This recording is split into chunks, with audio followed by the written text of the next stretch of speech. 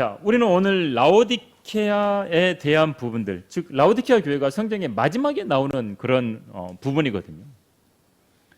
우리는 이때를 살아가는 거예요. 지금 이제 세상에서 나타나는 그런 많은 징조들이 세상을 보면 우리가 진짜 더 마지막이구나라는 부분들을 좀 알 수 있는 거예요. 세계적으로 경제가 문제가 생기겠죠. 점점. 사회가 양극화되고 이란, 시리아, 중동 지역, 팔레스타인 뭐 거기는 언제라도 무슨 일이 터져도 그냥 괜찮은 나라. 언제든지 터질 수 있는 거거든요, 나라. 이스라엘에는 지금 성전이 세워질 준비는 다 됐어요. 금방 지을 수도 있어요, 지으려면. 개신교는 천주교하고 연합하고 있고요. 경제가 허물어진 겁니다. 성경도 킹제임스 성경의 계열의 바른 성경들은 점점 배격당해요. 그리고 수많은 그냥 뭐 성경들이 너무나 쏟아져 나왔죠. 교회도 그냥 이게 이제 순수한 교회, 그렇죠? 하나님께서 말씀하셨던 그 순결한 교회, 그런 부분들을 지키지 못하고 교회가 아예 기업형 교회, 프로그램에 의해서 움직이는 그런 것들, 건물만 그냥 교회, 불리우는 교회, 이렇게 돼가는 거예요. WCC를 비롯해서 계속해서 일치운동이 일어나고 있고. 여러분, 유럽에 가면 교회들이 없대잖아요. 다 문 닫아가지고.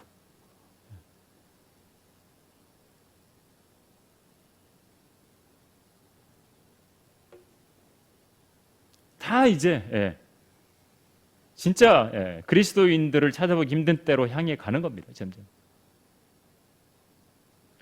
가톨릭은 세계를 좌지우지하고요. 점점 파워를 키워갑니다. 장악하고. 문화는 어때요? 사탄의 문화가 뭐 그냥 교회까지 침투하고. 질병도 마찬가지고. 인간이 만든 바이러스들이 퍼져나가고 그 변종으로 통제사회가 앞당겨질 겁니다. 실제로.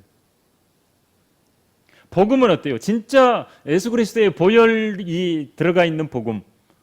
이게 이제 그냥 사라지고 행위 구원이라든지 많은 다른 복음들이 세상에는 퍼질 거라는 거죠. 이러한 때 우리는 이제 어떻게 해야 되느냐 이거죠. 라오디게아 교회 이런 시대에 우리 살아가는 우리가 어떻게 해야 되느냐. 어쨌든 하나님 앞에서 바른 믿음, 바른 신앙을 지켜야 되고 죽어가는 그 멸망에 가는 지옥을 향해 가는 혼들을 한 명이라도 더 어찌됐든 주님께 인도해야 되는 부분이 우리가 해야 될 사명이 한 것.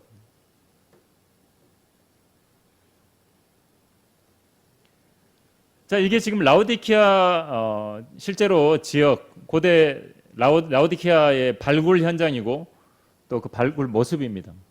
실제로 라오디케아.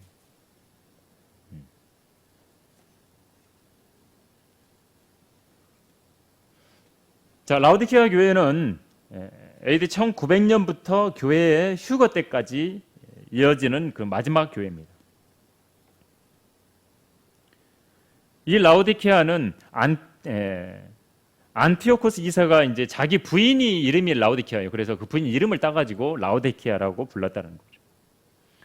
필라델피아에서 약 72km, 에베소에서 160km 떨어진 데 있고 사도 바울의 골로새서의 수신지가 바로 이 라오디케아입니다. 이 라오디케아가 금융 중심지였어요. 부유했어요. 굉장히. 실크로드 주요 지점에 있었고 관문에 있었고 그래서 사람도 왕래가 많았고 돈도 몰렸고 금융업이 발달하고 부유한 도시였다고 합니다. 모직도 많았고 면직 산업, 의학이 발달했고 그 다음에 안약 산지로 유명했대요. 자, 그런 이제 라오디케아의 배경이 있고 이 라오디케아 교회를 향한 책망이 등장을 하죠. 덥지도 않고 차지도 않다. 내가 그처럼 미지근하여 차지도 않고 덥지도 않는다.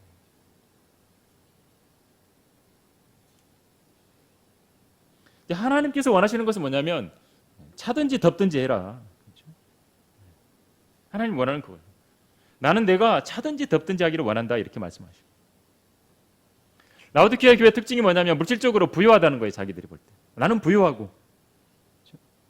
나는 부자고 부유하고 아무것도 부족한 것이 없다는 거죠. 지금 많은 그 교회들 보십시오. 수많은 차량들, 자산들 많고 수많은 땅을 보유하고 있고 엄청난 헌금들이 있고 진짜 여기 딱 맞는 그대로 라오디키아인들의 교회의 천사의 편지라고 하는 그 부분이 지금 현재 영적인 상태하고 딱 맞는 거예요. 근데 하나님께서는 이 교회를 향해서 뭐라고 처방을 하시냐면 불로 단련된 금을 사라는 겁니다.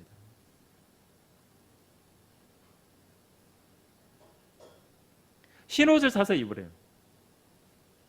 안약을 눈에 발라서 보게 하래요.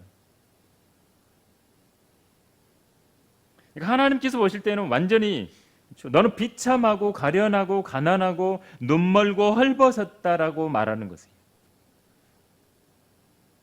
제대로 좀 봐라 그거거든요. 라오디케아라고 하는 말 그 자체가 시민의 권리니까 인간의 권리가 더 앞서고 주님에 대한 권리는 사라져버리고 하나님에 대한 권리는 없어져버리고 다 자기가 정통이라고 하지만 배교에 오히려 빠지고 로마 카톨릭 편에 서고 종교 통합에 앞장서고 결국에 주님께서 문 밖에 서갖고 계시는 모습이 라오디케아 교회의 모습에는 등장하죠. 계시록 3장 20절. 보라 내가 문 앞에 서서 두드리노라. 누구든지 내 음성을 듣고 그 문을 열면 내가 그에게로 들어가서 그와 함께 먹으며 그도 나와 함께 먹는다. 주님이 나가 계시는 거예요. 그렇다면 근데 이 기간 동안에 뭐 그리스도인들은 그러면 아무도 없었냐? 그거는 아니죠. 이 기간에도 그리스도인들이 있었어요. 신실한 그리스도인들이. 세대적 진리를 쓴 클라리스 라킨, 세대주의 전천년주의, 예수 그리스도의 재림을 분명하게 이야기를 했고 이스라엘의 회복을 이야기했고 이스라엘이 1948년 5월 14일에 독립이 되기 전에 이 클라리스 라킨은 이스라엘이 독립된다고 이야기했던 분이거든요. 성경으로 가지고 이스라엘은 끝나지 않았다 분명히 이야기를 했었죠. 제이 프랭크 노리스라든지 밥 존스 시니어 목사님이라든지 피얼린 발자취의 저자 J.M. 캐롤이라든지 많은 신실한 그리스도인들이 있었어요. 아예 없었던 게 아니라. 근데 라오디케아 교회 이야기를 할 때 그냥 평균적으로 딱 잡아서 미지근하고 그렇죠? 차지도 않고 덥지도 않다 이야기를 한 거죠. 그리고 성경대로 믿는 독립침례교 신실한 성도들이 있었고 계속 이어지고 있다라고 하는 겁니다.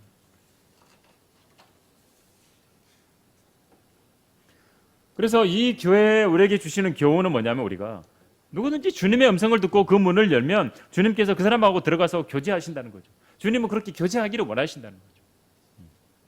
그게 이제 이 마지막 때 교회 이야기를 하시는 거거든요. 미지근한 자리에 있지 말아라.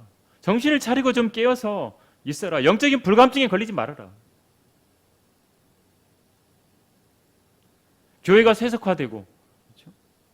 교단이 이권 갈등을 막 가지고 싸우고 이단이 판을 치고 사이비들이 많고 지도자들이 수많은 비리를 저지르고 변개된 성경들이 쏟아져 나왔고 이 교회를 향해서 하나님께서 말씀하시는 그런 곳이 있다면 그런 데서 있으면 빠져나오라고 이야기를 하거든요. 항상. 그렇죠? 특히 뒤에 가면 이제 로마 카톨릭에 들어가서 빠져나오라고 직접적으로 많이 말을 하죠. 자, 교회 시대를 향한 마지막 처방들을 해야 되는 거예요. 주님이 눈에 안약을 발라서 교회들이 카톨릭을 맹목적으로 따라가거든요. 연합하고. 그러니까 계시록 18장에 이 종교 창녀라 그러죠. 음흉한 종교 창녀에게서 좀 등을 돌리고 떠나라 이거. 그리고 오히려 떠오르는 태양이신 주님께 소망을 두고 살아가라고 이야기를 하는 거거든요.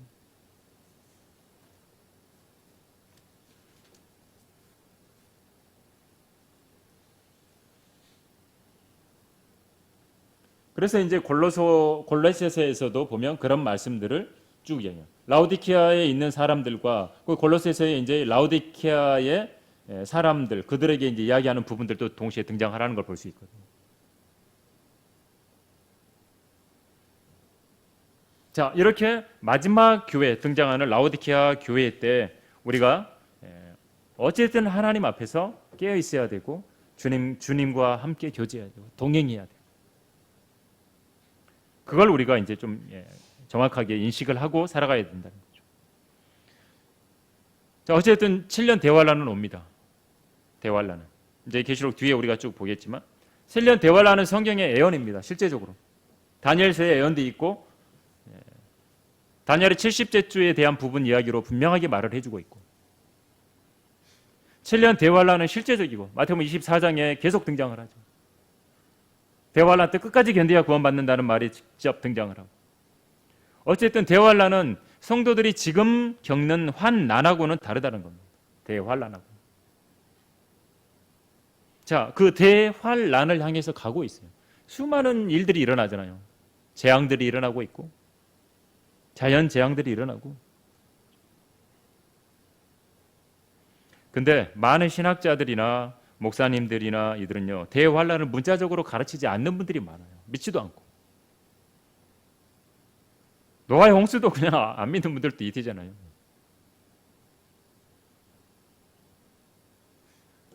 또 대환란을 가르쳐도 교회가 대환란을 통과한다고 가르치기도 한다는 거예요. 그러니까 잘못된 종말론으로 주님의 재림을 가리고 주님이 공중에 재림하시는 것, 지상 재림하는 부분들이 분명히 나와 있는데도 불구하고 그래서 세상에 이걸 볼 때 오히려 종말론이 너무 많이 난무해요. 그걸 보면 오히려 마귀가 실제 존재하는 거예요. 사람들 혼란스럽게 하는 거죠. 자, 교회는 대환란을 통과하지 않는다는 거죠. 고린도전서 15장의 성도들을 데려가시는 부분들, 그렇죠? 휴거에 대한 부분, 랩처에 대한 부분들을 이야기를 하고 데살로니가전서 4장에서도 마찬가지로 분명하게 이야기를 해주고 있는 것을 보게 됩니다.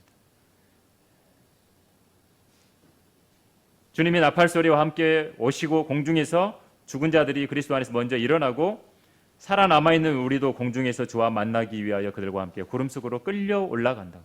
이게 이제 직접적으로 랩처돼서 휴거된다는 말로 이야기를 하죠. 그래야 우리가 영원히 주와 함께 있다. 그리고 이런 말로 서로 위로하라고 데살로니가전서 4장에 말합니다. 대환란 통과하지 않는 부분을 분명하게 다시 한번 이야기를 해주는 거죠. 자, 이렇게 이제 우리 오늘까지 7교회에 대한 부분을 좀 정리를 했고요. 다음 주부터는 이제 실제 대환란에 직접적으로 이제 들어가서 시작되는 부분들 쭉 한번 계속 살펴보면서 확인해 보겠습니다. 어떤 이제 봉인이 열리는 부분들 시작하고 또 계속해서 뭐 천사들이 7 천사가 등장하고 또 수없이 이제 많은 그런 영적인 부분들이 일어나는 부분들을 여기 함께 계속 뒤에 부분 보면서 정리를 하면 좋을 것 같습니다. 자, 오늘은 여기까지 하도록 하겠습니다. 제가 기도하겠습니다. 아버지 하나님, 저희들 라오디케아 교회의 시대를 오늘 계시록의 말씀을 통해서 영적으로 분명하게 비추어 주시고 또 지금 우리가 살아가는 이 세상의 모습이 계시록 3장에 등장하는 그러한 라오디케아의 모습인 것을 다시 한번 확인합니다. 세상에 일어나는 수많은 일들 또 되어가는 모든 것들을 볼 때 분명히 주님께서 말씀하시는 대환란을 향해 가고 있음을 또 저희들 다시 한번 인식합니다. 또 주님 저희들 공중에서 부르실 그날을 더 소망하며 또 우리가 주님 만날 준비를 하며 살아가는 정신을 차리고 깨어서 살아가는 그러한 신실한 성도들이 될 수 있도록 늘 인도해 주시옵소서. 그래야 주님 앞에 발견될 때 또 주님 만날 때 참으로 잘했다 칭찬 듣는 그런 성도들로 주님 앞에 설 수 있도록 인도해 주시길 원하오며 주 예수 그리스도 이름으로 기도드립니다. 아멘.